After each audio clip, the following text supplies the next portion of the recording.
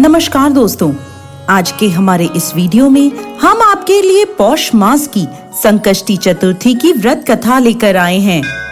एक समय की बात है, वनराज बाली संध्या पूजन के लिए जा रहे थे। तब उन्होंने आकाश मार्ग से नारद मुनि को जाते हुए देखा। उन्होंने नारद मुनि को प्रणाम करके उनसे पूछा कि आप कहाँ जा रहे हैं। तब नारद मुनि ने बताया कि लंकापति रावण ने देवराज इंद्र को परास्त करने के उपलक्ष्य में राजभोग का आयोजन किया है, इसलिए वह लंका जा रहे हैं। कुछ देर बाद नारद मुनि ने चुटकी लेते हुए कहा, अब तो पूरे ब्रह्मांड में रावण का ही आधिपत्य है। देवता और मनुष्यों सहित सभी प्राणी रावण के शीश झुकाते हैं। यह सुन बाली बोले, मुनिवर, अपने वरदान और अपने बल का प्रयोग करके उन लोगों को दबाया है जो निर्बल हैं। लेकिन मैं आपको बता दूं, मैं उनमें से कदापि नहीं हूँ। आप चाहें तो मेरी यह बात रावण को स्पष्ट कर सकते हैं। इसके बाद नारद मुनि लंका पहुँचे और वहाँ उन्होंने रावण को वनराज बाली द्वारा बताई गई बात बढ़ा चढ़ाकर बता दी। यह सुनकर रावण को क्रोध आया। उसने अपनी सेना को युद्ध के लिए तैयार होने का आदेश दिया। इस पर नारद मुनि ने रावण की चुटकी लेते हुए कहा, एक वानर के लिए यदि आप पूरी सेना लेकर जाएंगे तो ये उचित नहीं होगा। ऐसे में रावण ने बाली से अकेले युद्ध करने की ठान ली और वह राजा बाली के पास पहुंचा। रावण ने संध्या करते हुए बाली को पीछे से पकड़ लिया, जिससे राजा बाली को बहुत गुस्सा आया। उन्हें यह वरदान प्राप्त था कि उनके सामने जो भी युद्ध के लिए आएगा उसकी शक्तियां आधी हो जाएंगी।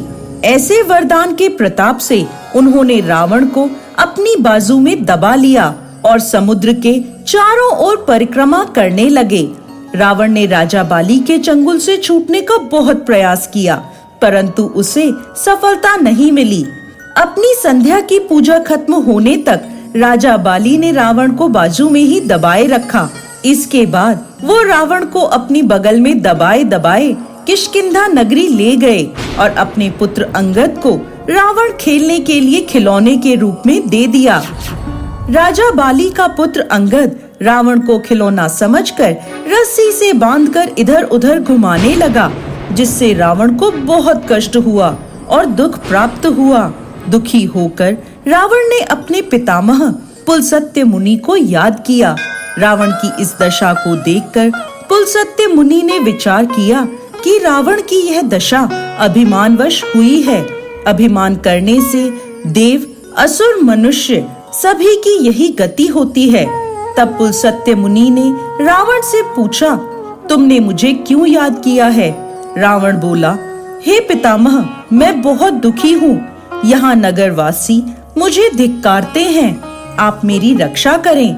रावण के मुख से ऐसे वचन सुनकर पुलस्त्य मुनि बोले, तुम डरो मत, तुम इस बंधन से जल्द ही मुक्त हो जाओगे।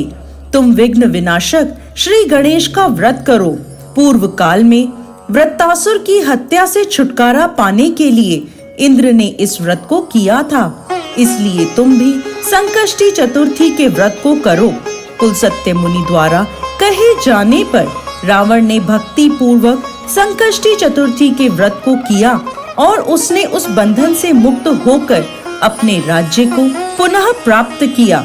जय गजानन भगवान।